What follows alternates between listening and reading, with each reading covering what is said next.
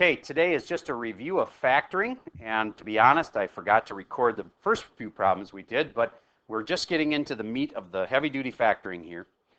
So you were explaining to me how to do the second problem on the page here. 2x and x would be a good way to start. Now what? Well, since 3 is a prime number, you need to have 3 and 1. Perfect. He said since 3 is prime, we know it's got to be 1 times 3. Can I just stick in a 1 and a 3 anywhere I want? Sure, I can. Now, how would you tell if I did it right or not? Outside and inside, in this case, would make a 6 and a 1. Can you use a 6 and a 1 to make a 5? Then I'm close. Now I just got to get my signs right. What do you think the sign should be? 3 should be negative and 1. All right, now how can I tell for sure you're right? Outside makes negative 6, inside makes positive 1. That makes negative 5. Notice, if I had had a negative here and a positive here, I would have gotten exactly positive 5x. See if it's the exact opposite of what you want, then you switch signs. Again, plus should be here, minus should be here, and there we go. It's factored. All right. I think we should move on because I think you're good enough at this that we don't need to belabor that point. All right, this one's easy. We're going to skip it. I want you to try that one. Everybody try that one. I will call on someone that is not raising their hand. Nobody should raise their hand because I'm going to pick a random person. And then if you're raising your hand, I might actually call on you just for spite to explain how to do this. I have a way of picking a random person using dice. You know what that is? So there's 2 dice here, and this says row 2. This says person 3. Oh, look at that. Row 2, person 3. Go ahead.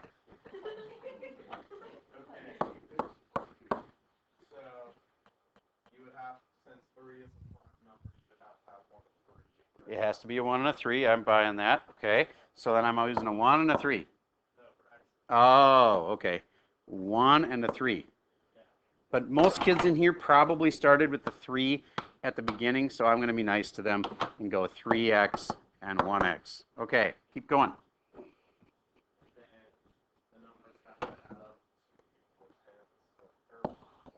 These do have to make, the outside and the inside have to make the middle, but, oh, I see. You were saying these numbers have to multiply to negative 10. I agree. Keep going. Yep. Okay. All right, so you're guessing 2 and 5, so we'll try 5 and 2, and then one of them's got to be negative, right? So slap in a negative somewhere, and we'll try it. If we don't like it, we'll fix it. Where do you think the negative should go? All right, so negative there, positive here. We check. We go outside, negative 6x. Inside, positive 5x. We got negative x. Do you know what to do? Because negative x isn't exactly what we wanted. There you go. This becomes positive, and this becomes negative. If you get the exact opposite of what you wanted, then you need the exact opposite signs. And now we have positive 6 and negative 5, and that makes positive x, and it's factored right. Awesome. All right. Next part. I know some of you, if I gave you this problem, would be able to factor it this way. 6x and x, and then you'd figure out how to break up your 9, and I want you to try it that way. I know it'd be smarter to factor out something first, but I just want you to learn something from this. Try using 6x and x, because it will work.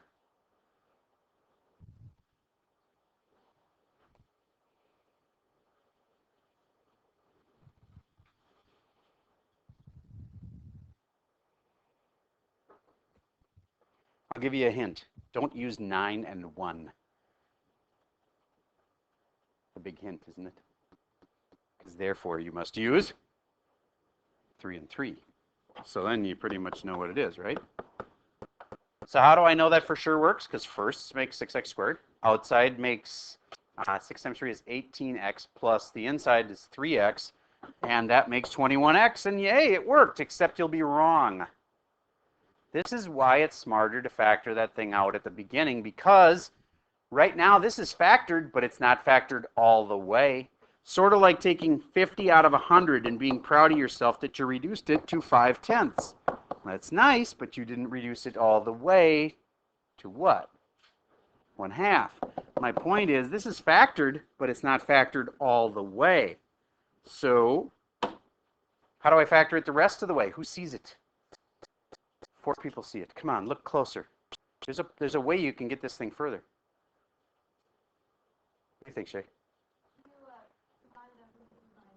Yes, that 3 at the beginning and the second term there, that they both have a 3 in them. So I take a 3 out, and then I would get what left? Yep. Actually, that part stays the same. So this part, only this part could you factor the 3 out of. This one didn't have a 3 in both spots. It did on the second spot. So anyway, this part stays the same here and here. But you had the right idea to factor that by taking the 3 out. There's my final answer. Now, what I would say is, it would have been a lot easier to notice that the 3 comes out in the first place and take the 3 out and then go 2x squared plus 7x plus 3 and then factor that. This part gets factored into 2 things, which are here and here. So take the 3 out first. It's called the GCF, greatest common factor. All right, next. On your own, I'd like you to try factoring this one and that one. They both factor, unless they don't. Dun, dun, dun. And if they don't, you say prime. But be careful just thinking that just because you can't factor it doesn't mean that it's unfactorable. These are kind of tricky ones because they have weird number combinations.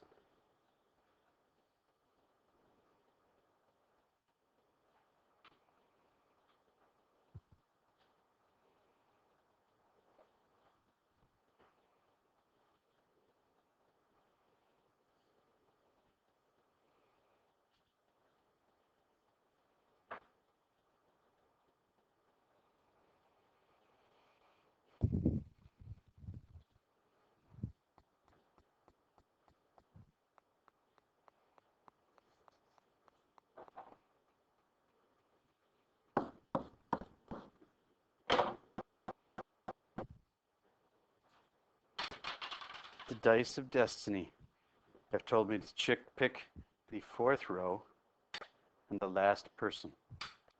That's going to be 4th row, last person. Person underneath the fish. Yes, I'm not saying your name on the recording. So tell me, how did you start?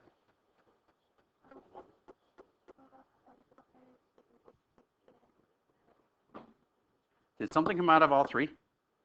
Because if something comes out of all 3, it would be news to me, because I don't think you can get anything out of everything. Okay, so how should I start? What goes here and what goes here?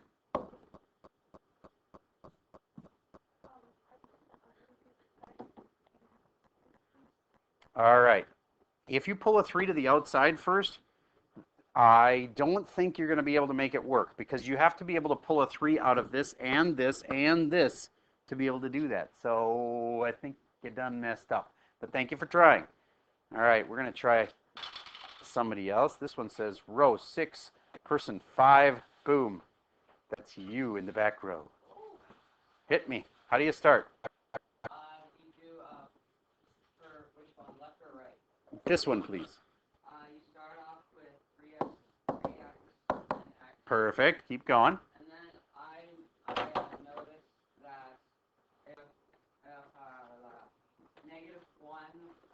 is on like the, plus 5 is on the 3x parentheses, and -1 is equals up 3x squared plus 4x. So you checked it to see if it would work. I'm going to double check you.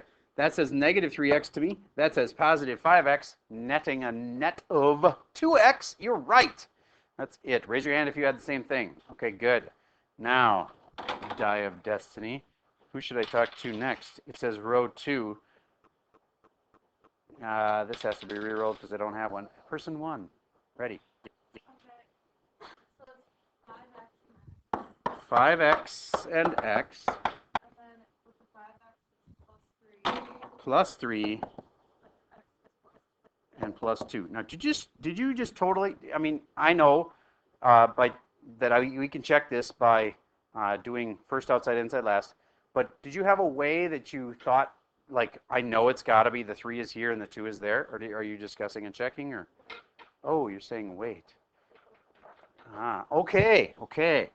They're both negative. Now I'm having a better feeling about this. Okay, now I'm going to double check it. First, 5x squared, outside, negative 10x, inside, negative 3x, totaling up to negative 13x, lasts, making positive 6. Again, you can always know if you're right. You just have to FOIL it back out. All right, and the last thing I want to talk about is this thing called difference of squares. I'm going to show you this pattern. You've seen it before on the top 20. I think most of you are good at it. X squared minus 16, you just take the square root of both. X and 4 and 4, and you need one of each kind, so what? Plus and a minus. Does that ring a bell? Remember doing those? Okay, good. Same thing would happen here. Just tell me x and what? Plus 10 and minus 10. Good. But what about that one? It still could be done. It's not that hard. Try it. I bet you within 30 seconds, half the class will have it. Once you have it, raise your hands. Raise one hand. 7 people have it. 8, 9, 10.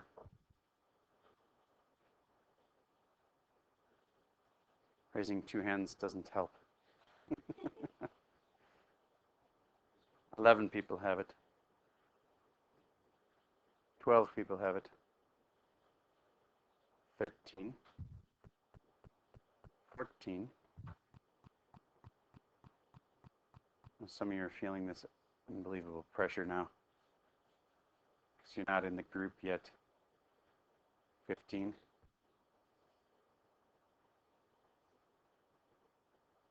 Wave action is making me seasick. 3 students have started the wave. Okay. Did you say, well, Mr. Server said something about square roots, so I'm going to take the square root of 49, and that's a 7 and a 7. And I'm going to take the square root of 100x squared and make it 10x and 10x. That's the key. And then, of course, you need 1 plus and 1 minus. Why do we need the 1 plus and the 1 minus? So that the outside and the inside will be opposites of each other and will cancel. Raise your hand if you got that one right. Okay, good. Then, just for good measure, the last one.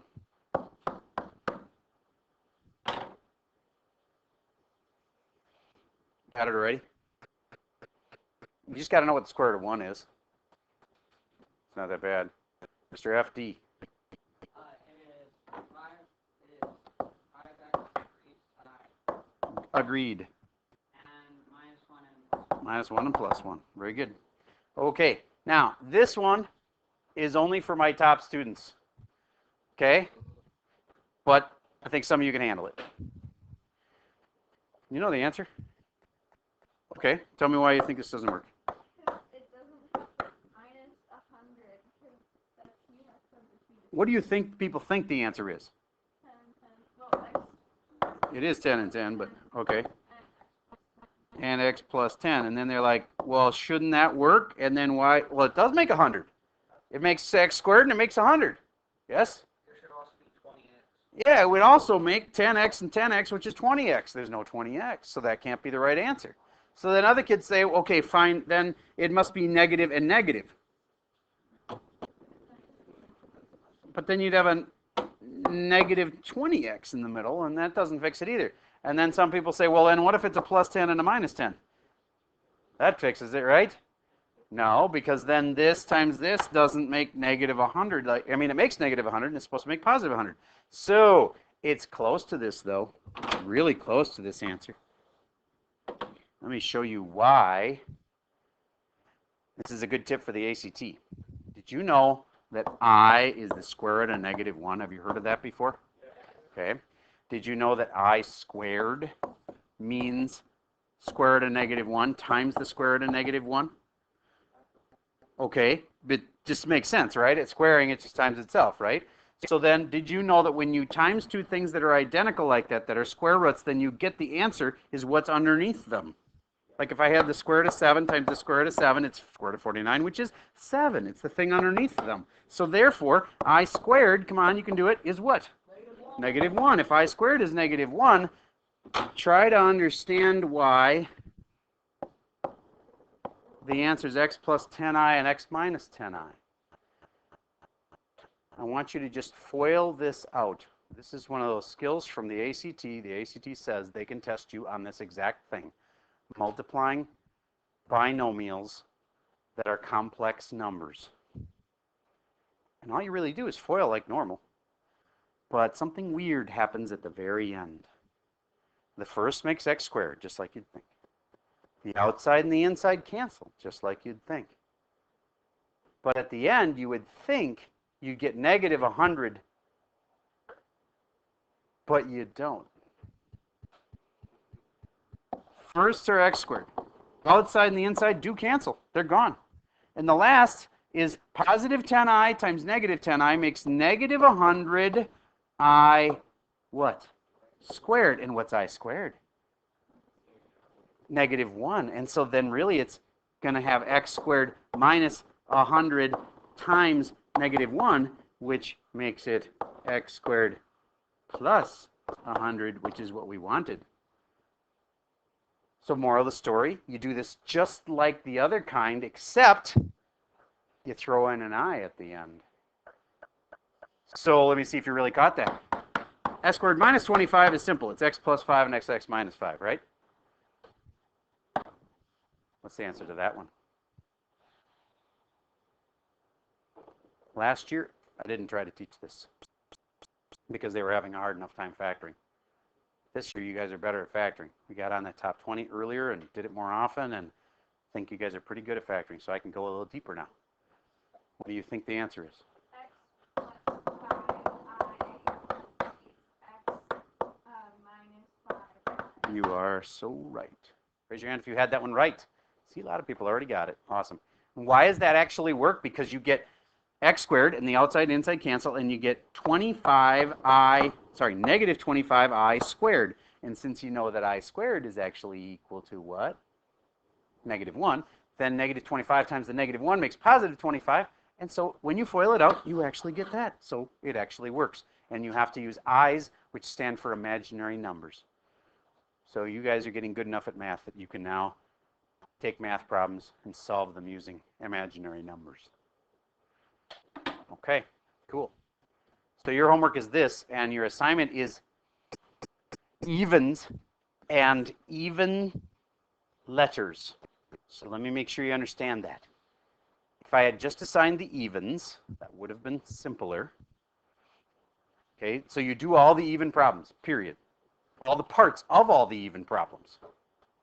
But on all the odd problems, you do the even letters. So on all the odd problems, you have to do part B. Very good. So you do all the evens, and on all the odd problems, you do the even letters, which would be B. So if you're doing problem number 1, all you got to do is B. If you're doing problem number 3, all you got to do is B. Because there's only A's, B's, and C's today. So evens and even letters is your assignment. Is that for both worksheets? Good question. Or is that only for the worksheet? It's just worksheet B, and we're not even doing factoring worksheet C. Just B. I apologize, I did not make that clear. Just worksheet B, even and even letters. Yes, sir. So, are we doing for evens, or are we doing All right, so let's say we had this 1A, B, and C, 2A, B, and C, and there's 3A, B, and C. You're doing evens, all of those, and even letters. So on the odd ones, you'd have to do that and that. You gotta admit, you're still skipping a bunch of problems. It's better than not skipping any. Just didn't want you to just do evens. Makes your life too simple. I like assigning things where you actually have to figure out a math problem in order to figure out which problems you do. I particularly enjoyed the even prime numbers. Why don't we skip, or why don't we make us have to only do? It's too simple. That's a lot of work. I have to figure out all the You're all grown up now. It seems to be tougher. All right, that's all I got for you.